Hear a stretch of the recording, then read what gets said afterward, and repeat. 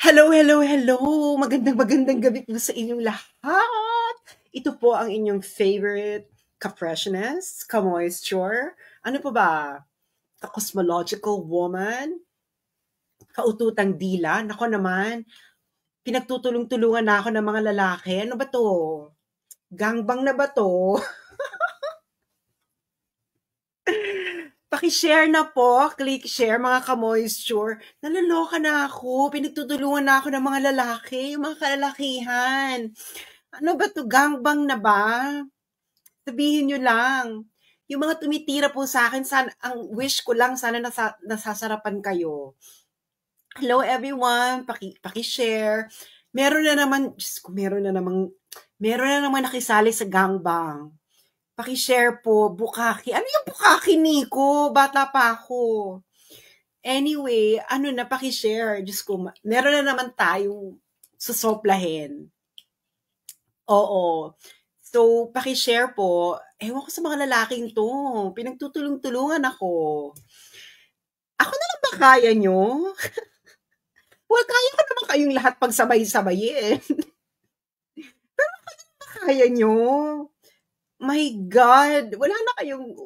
Hindi ba kalalaking yung tao? Ako lang yung kaya nyo. Ako lang ang makakapagpatumba sa inyong lahat. Well, kaya ko naman kayong pagsabay-sabayin, no?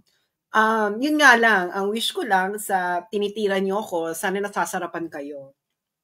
Well, nakakaloka naman kung tinitira niyo ako tapos hindi kayo nasasarapan, hindi ba? Kayo na nga ang tumitira, hindi pa kayo nasasarapan. Eh kung hindi kayo nasasarapan, na kayong tumitira sa akin, eh di baliktad tayo. Tuwad. O, paki-share na po, ganyan. Nakakaloka, grabe. I cannot believe. Well, I can't believe it dahil my milkshake brings all the boys in the yard. yung po ang ating team song ngayon, my milkshake brings all the boys in the yard. Kakatapos lang ni Adjong, may next na naman. Para kung si Kuracha, ang babaeng walang pahinga. Okay. So, pakiclick na ang share dahil nakakatawa to. I swear. Okay.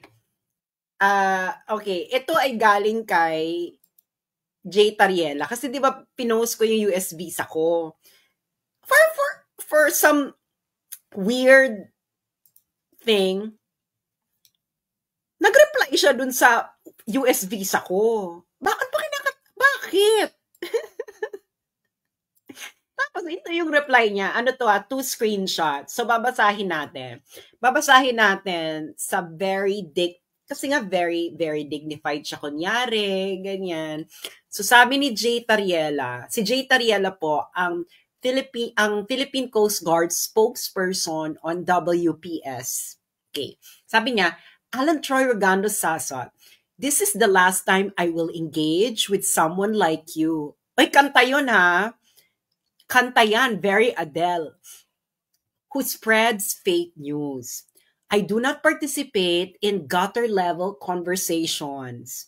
Don't pretend that your academic credentials can cover up your lies or that the bits of information you have gathered about my life are accurate because you've heard them from others.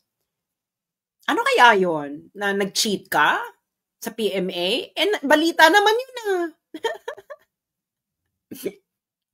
Balita naman yun sa Philippine Star ah. O, di sabihin mo, Philippine Star ba galing? Di ba Philippine Star yon? O, di sabihin mo sa Philippine Star na fake news sila. Bakit ako? Okay. Tapos, ano pa dun sabi niya? Sandali nga. Wait lang. Sandala. Diyos me, ito si Tariela. Okay. Sabi niya, this is what you're good at. You excel at claiming the truth based on rumors, fanning them into larger falsehood, and then gaslighting those who challenge you. You have a talent for misleading people through lies, misinformation, and slander. I do not claim to be an expert in international law, nor do I feel the need to showcase my academic credentials to you because you don't have any.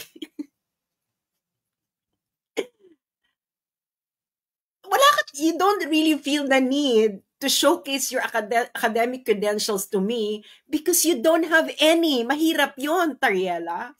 So what truly concerns me is the significant increase of awareness among the Filipino people about our ongoing struggle in the West Philippine Sea.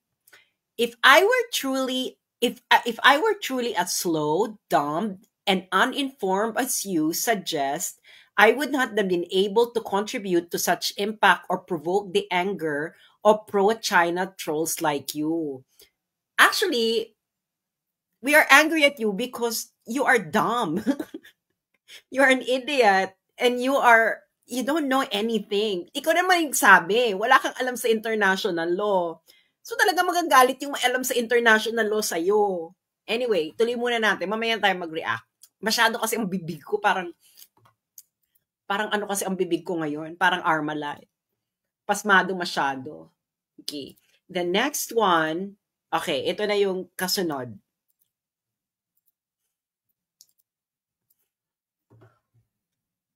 Okay, ultimately, I'm indifferent to whether you consider yourself the smartest person in the world or if you believe you surpass me intellectually.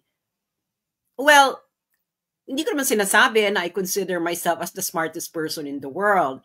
Nasabi mo, if you believe you surpass me intellectually, well, our academic records speak for themselves. Academic freedom should never be a justification for deception, misinformation, or the dissemination of falsehood. However, you might not grasp this, given that you're pursuing a PhD in a country devoid of true academic freedom, one where scholars must adhere to Xi Jinping thought or face censorship or even worse, imprisonment. But if you truly believe in your narrative as truthful rather than misinformation, then I urge you to leave China and return to Manila to participate in the TRICOM hearing at House of Representatives. Unahin na natin yung pinakadulo niya. Sabi niya, kung ako daw talagang naniniwala ng aking narrative ay truthful at hindi misinformation, dapat daw humirap ako sa TRICOM. Bakit? TRICOM ba ang hukom kung ano ang totoo at hindi? Parang hindi naman, Tariela. Doon muna tayo Sabi niya, dito na talaga ako papakita, Tariela, naengot ka talaga. Sabi mo, kung ako'y naniniwala talaga na kung narrative ko ay truthful at hindi misinformation, gusto mo akong umalis ng China at bumalik ng Maynila at humarap sa TRICOM. Anong logic? Anong logical connection doon? O, ikaw ang gumawa ng ganyang statement, Tariela. Hindi kita sinasabihang VO ka. Pero, ano yung logical connection na kung totoo yung sinasabi, kailangan bumalik ng Pilipinas at tumarap sa TRICOM? Anong connect doon? Well, kung ikaw nagsasabi ka na false, dapat dahil sabi mo naman ay ikaw ay nagtapos ka naman ng PhD in International Relations kahit hindi naman. By the way, Tariela, hindi ako ang nagsabi na nagtapos ka ng PhD in International Relations. Sinabi mo yan under oath sa congressional hearing.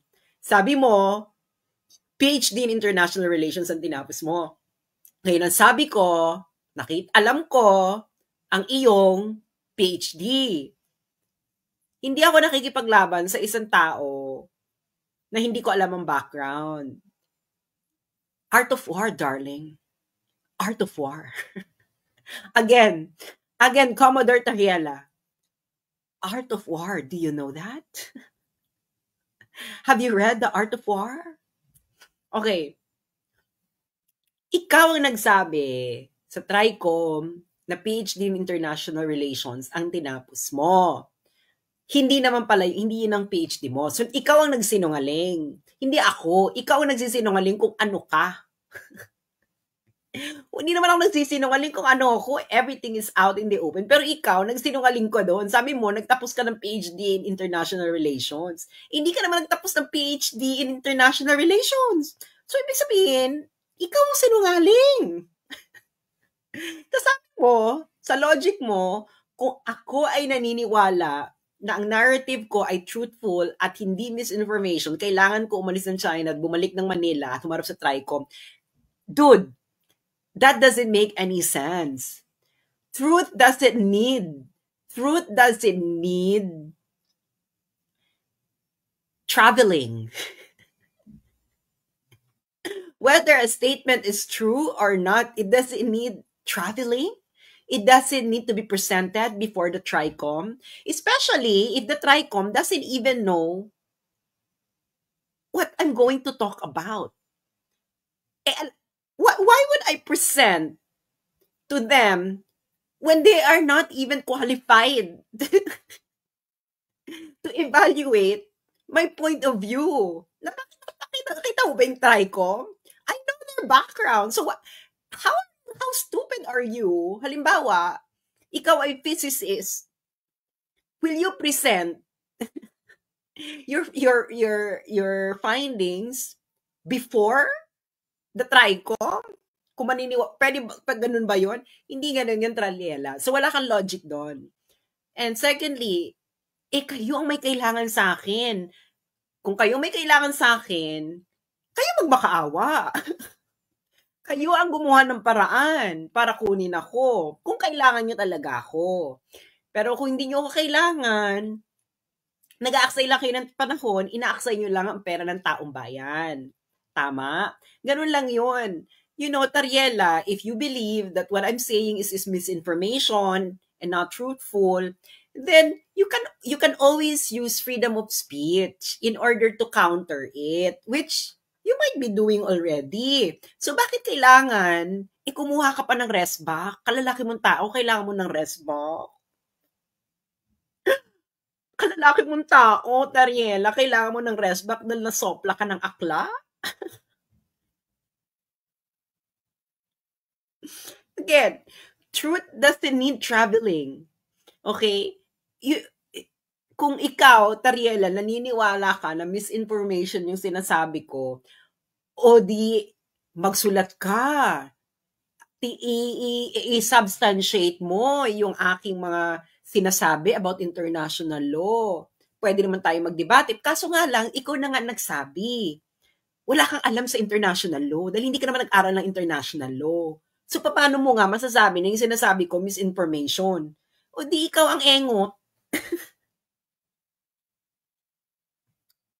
Tama. Okay, next. Ito yung pinakabongga.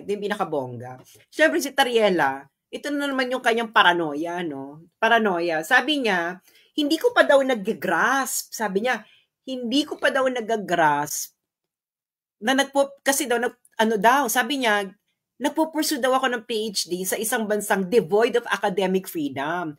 Dito daw, ang scholars, kailangan daw mag-a-adhere sa Xi Jinping thought or face on censorship or even worse, or imprisonment. So, ibig sabihin ni Tariela dito, pinamumukha niya ng mga university sa China is sumasamba lang kay Xi Jinping na kailangan mag-a-adhere ka sa Xi Jinping thought or you will face censorship or even worse, imprisonment. Tariela, tanungin mo yung anak ni Justice Carpio kung totoo yan. Kasi yung anak ni Justice Carpio, professor dito, sa kung saan ako nag-aaral. Anak ni Justice Carpio, mga 12 years na. 12 years na ba? Sandali, titingnan ko. Titingnan ko, fact check ko kung ilang years nang nagtuturo dito yung anak ni Justice Carpio. Wait a second. Okay. Anak ni Justice Carpio, dito nagtuturo kung saan ako nag-aaral. Okay? Okay.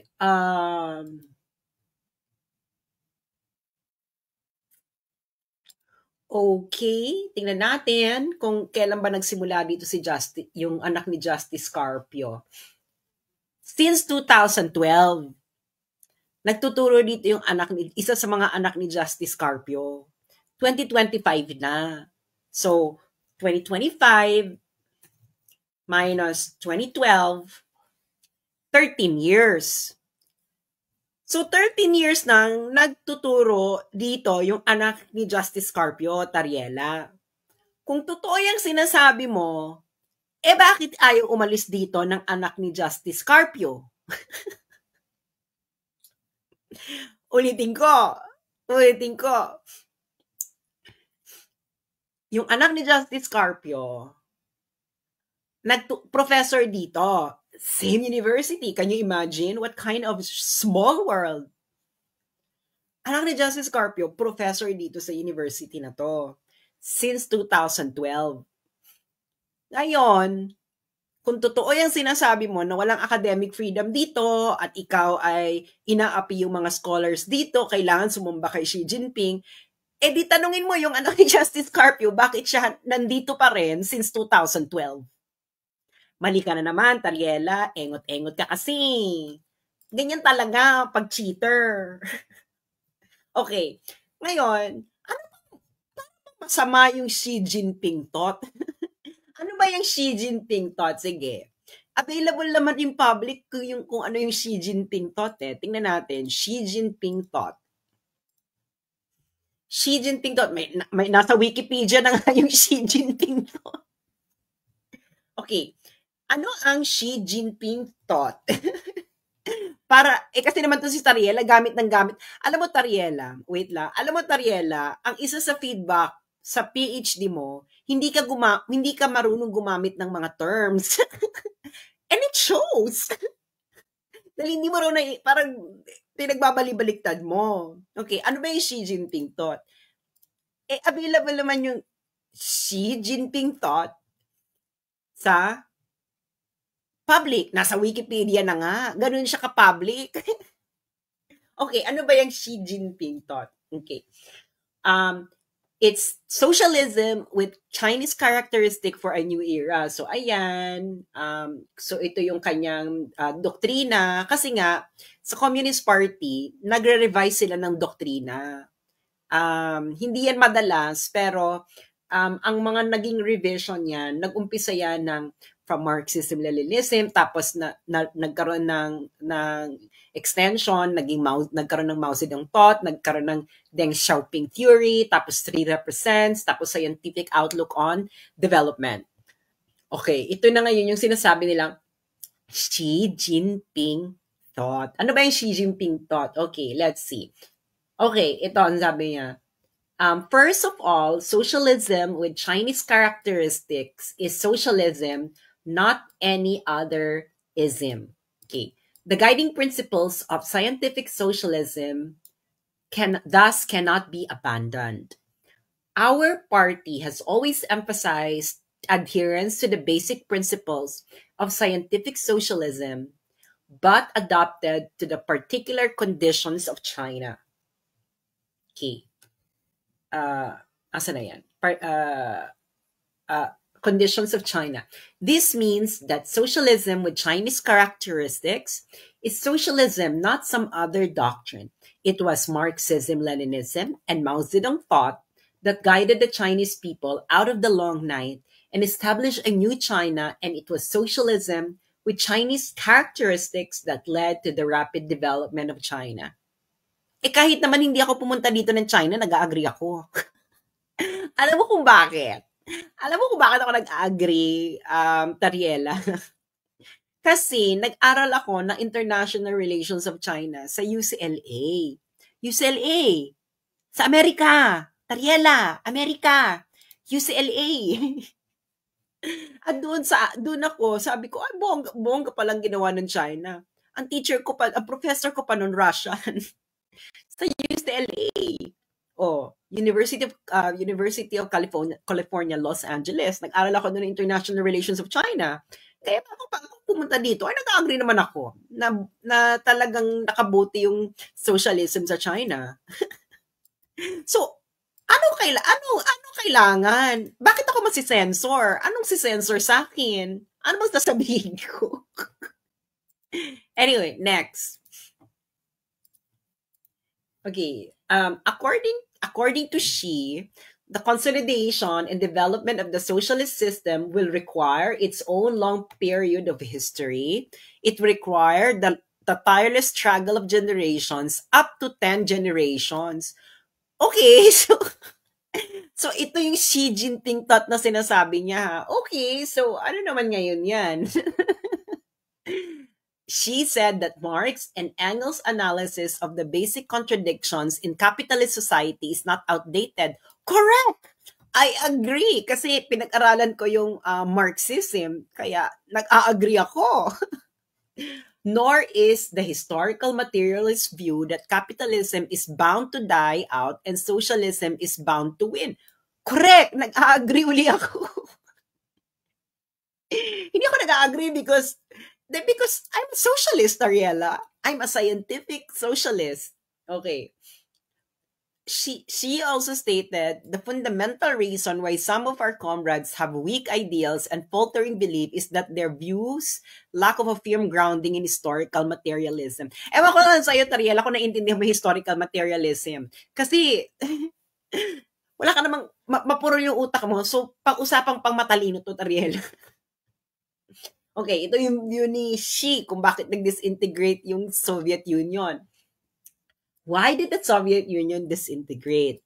Why did the Communist Party of the Soviet Union fall from power? An important reason was that the struggle in the field of ideology was extremely intense, completely negating the history of the Soviet Union, negating the history of the Communist Party of the Soviet Union, negating Lenin, negating Stalin, creating historical nihilism and confused thinking. Party organs at all levels had lost their function. The military was no longer under party leadership.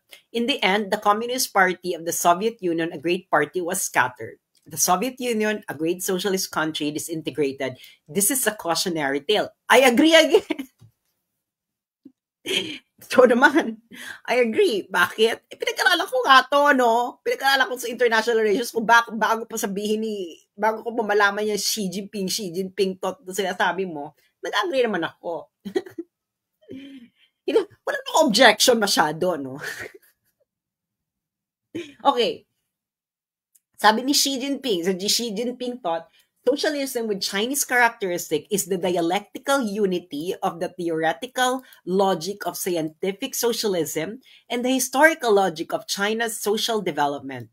It is a scientific socialism rooted in China's soil, one that reflects the aspiration of the Chinese people and one that is adapted to the conditions of progress in our time. It is the only way to comprehensively build a prosperous society, accelerate socialist modernization, and realize the great rejuvenation of the Chinese nation.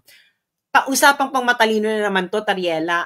I'm not really sure, Tariela, kung naiintindihan mong ibig sabihin ng dialectical unity of the theoretical logic of scientific socialism.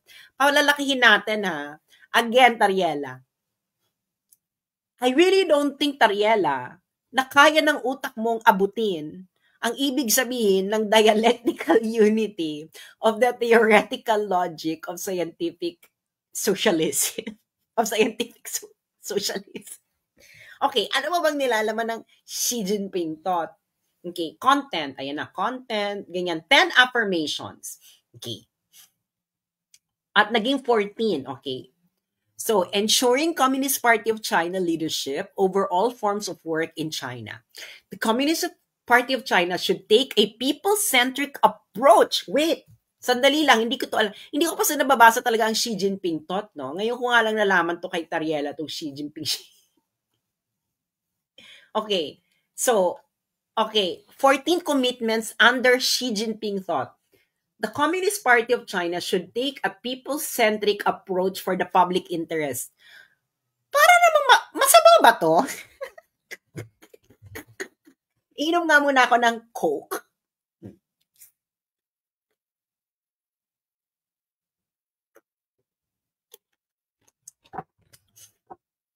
Wait, masama pa yan? The Communist Party of China should take a people-centric approach for the public interest. Wow! Napaka-evil naman pala ni Xi Jinping 'to. Okay, next. The continuation of comprehensive deepening of reforms. Mm. Adopting new science-based ideas for innovative, coordinated, green, open, and shared development. Science-based ideas, Tariela. I don't think you know anything about science.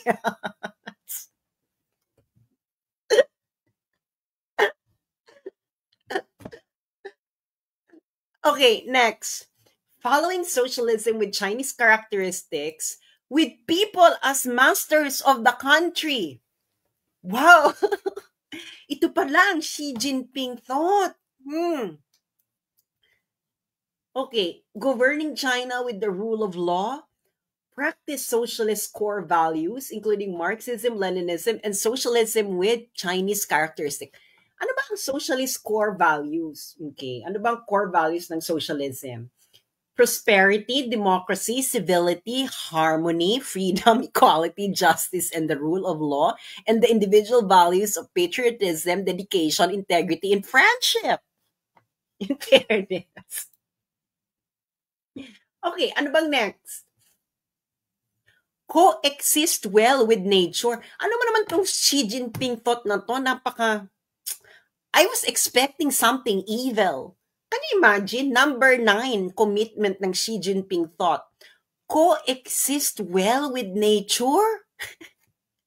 With energy conservation and environmental protection policies and contribute to global ecological safety. Strengthen the national security of China. The Communist Party should have absolute leadership over China's People's Liberation Army, promoting the one country, two system, establish common destiny for... Ang corny naman ito. Diyos ko naman. Akala ko naman something evil naman to. Okay. So, 6 must. May 6 must palang Xi Jinping thought. First must. Must put the people first. Ano ba yan? Must put the people first. Must be self-confident and independent. Must uphold the principle of integrity and innovation. Pa yan. Must be problem-oriented. Pa yan. Must adhere to systematic approach. Must have a global vision. Ang dami-dami naman. Ito pa, may mga ganto-ganto pa si Xi Jinping to. Ano ba naman yung Uncle Xi?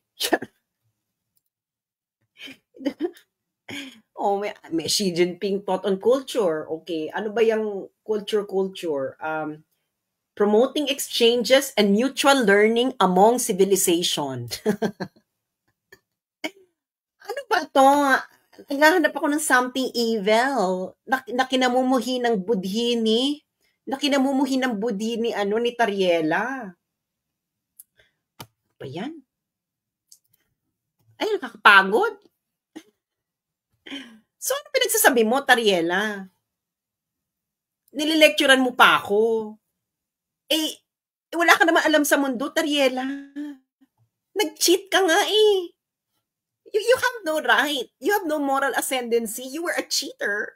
PMA, nasa balita yan. Hanapin natin yung balita, Hindi ako nagsabi niyan, Tariela, balita yan. J. Tariela, PMA. Cheating. Okay. 2004.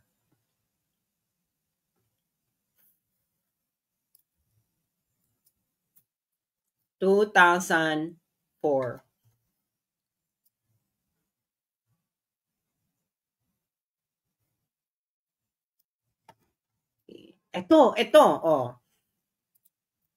Diyos ko, napunta pa pala to sa 2004, Court House PMA probe on cheating. A regional trial court has restrained the Philippine Military Academy from continuing its investigation of 8 graduating cadets for alleged cheating. Okay, sino-sino ba yan? But in their suit, the 8 cadets, Abanila, Diciano, Bernardo Huerte, Jerome Losada, Mohar, Jonathan Cerote, J. Tariela, said they were deprived of their constitutional right to due process. Dinemanda mo pala yung PMA nung inimbestagahan ka ng cheating. Oh, dinemanda mo pala. Due process. Okay. Okay. Hindi naman ako nagsabi. O, talaga namang may cheating. Kung hindi ka nag-cheat, bakit may investigation? Ayan ang sabi ni Jovelyn Hermano, Management Information Science. Kaya pala wala kang alam sa science kasi Professor Jovelyn Hermano accused them of violating the honor code by allegedly cheating in her class. Sabi daw, mere suspicion lang daw yun, sabi nila Tariela. Since some of their answers to an exam Hermano gave them were similar to those in another class. Alam mo, pag similar yan, cheating yun. Anyway, a rebel said a cadet found to have violated the honor code has two options. Resign as part of a gentleman's agreement or stay in the academy but suffer less respect for not upholding the code. Okay. So, hindi ba ako nagsabi yan? So, and I never just heard it from someone. I heard it someone higher than you. So, hindi ko kasalanan yun, Tariela. It's not my fault that your background is out there. Okay, so ngayon, yun ang sinasabi ni Tariela, no, na Xi Jinping thought. I don't know, I don't understand anong problema. Bakit niya ako nililecturean ng kung anong patakaran dito sa China? Wala naman sa China. Hindi naman siya ever nag-aral dito sa China. And I don't think that you will ever be able to set foot in China. Huwag mo sabihin ayaw mo, be. Lahat ng gamit mo sa bahay made in China. Anyway, pabigyan ko lang kayo ng ng something, some sort of a background on what I'm actually doing. Ewan ko, paano naman to papasok sa Xi Jinping po? Well, hindi rin naman to maiintindihan ni Tariela kasi wala naman siyang alam sa science. So, ito, halimbawa ito. Tanggalin ko lang ito.